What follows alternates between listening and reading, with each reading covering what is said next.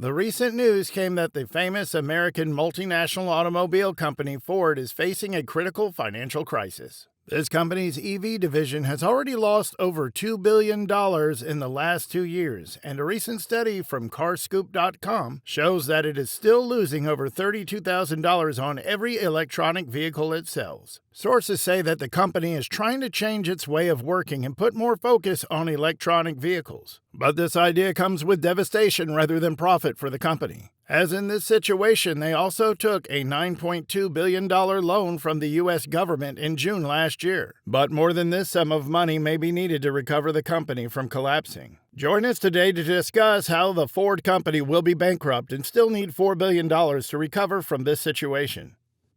A very familiar topic is now. The EV section of Ford is struggling with selling. Ford started its EV manufacturing journey with the F-150 Lightning model. But the problem started with this model. Many owners of this model shared their complaints that they are facing a problem regarding a high-voltage battery pack degradation, which can cause a loss of range and performance in the vehicle. The company assured their customers they would fix the issue with a software update. It also advised their F-150 Lightning owners to plug in their trucks even when it's not used to avoid the 80% above charging. Also last year, the National Highway Traffic Safety Administration, NHTSA, reported that the F-150 Lightning models that were built between May and July 20th have a rear light bar where some microscopic cracks are forming, causing the failure of reverse lamps, which directly affects the visibility of the car and increases the possibility of an accident, although the company fixed this problem.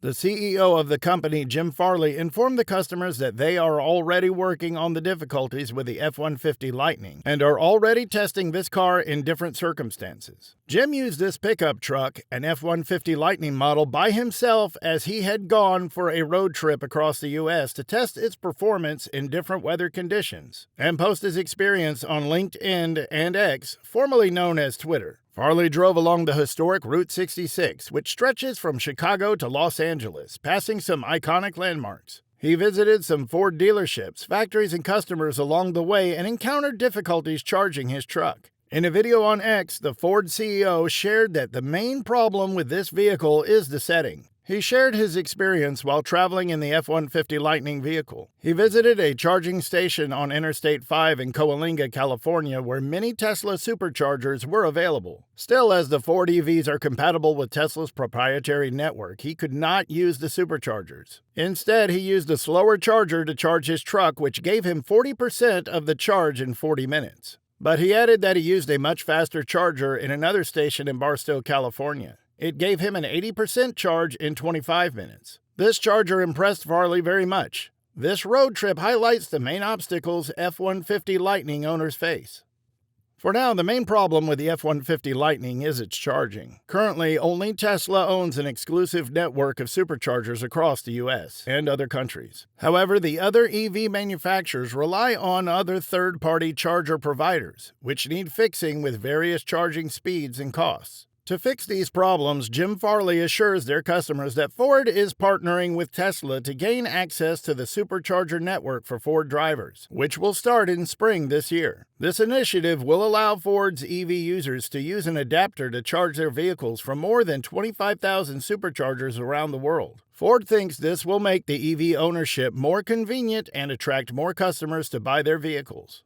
The U.S. government has recently tried to help Ford with a $9.2 billion loan to come out of this problem. Still, we don't know how much this loan helps this company because this loan is a part of the Build Back Better Act, whose primary purpose is to make way for a smooth transition to promote clean energy and create new jobs in the country. This idea was to help Ford to make better electric vehicles and compete with Tesla in the market. Tesla is already ruling the EV market with its innovative and stylish models. Ford is challenging them with its lineup, with the F-150 Lightning and the new Mustang Mach-E. But right now, Ford already has some issues with its infrastructure. They must deal with their supply system of Ford vehicles with minimal production capacity. Also, the supply chain issue of battery degradation, recalls, and customer satisfaction is going on similarly, where they also have a shortage of components and critical parts. The supplier of Ford is also decreasing. On the other hand, their batteries are degrading and recalled, which makes their customers unsatisfied.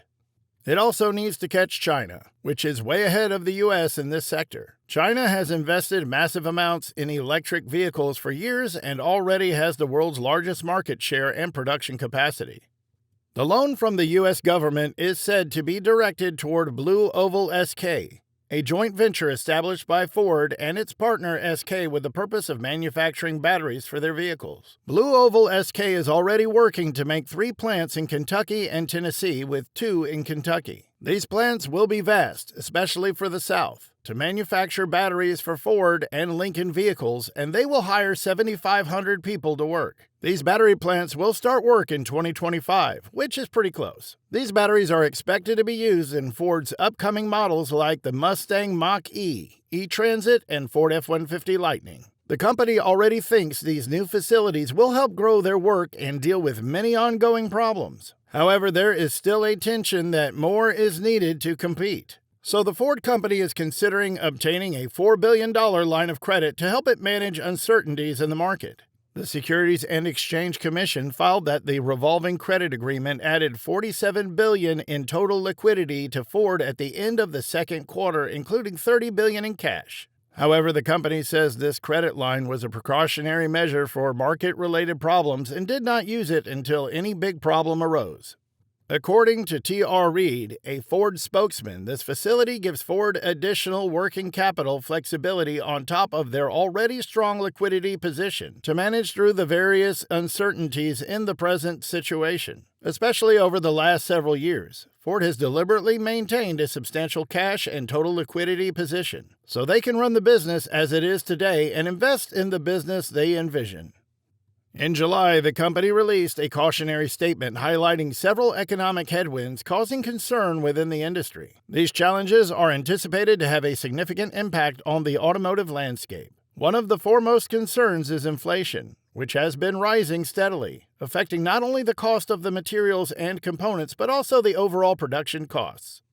Inflation can erode profit margins, making it a pressing issue for automotive companies. Another issue flagged in the warning is the need for higher industry-wide incentives. Incentives such as rebates and discounts have become integral to the automotive industry. These are directly influencing consumer purchasing decisions. As the competition in the market intensifies, these companies often find themselves increasing these incentives to maintain market share, which can directly impact profitability.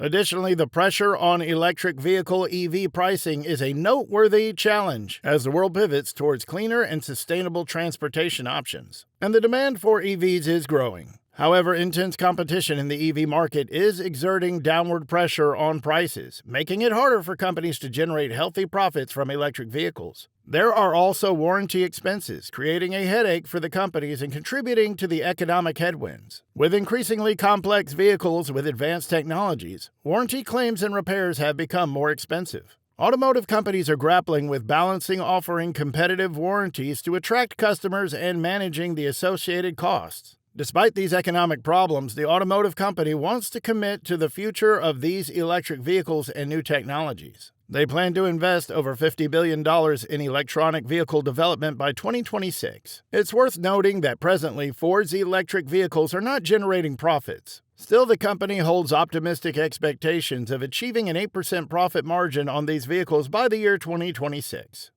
What are your thoughts on this? Will this expectation come to life and take Ford out of its problems? Or will it face another devastation? Let me know in the comments, and we will meet you in the following video.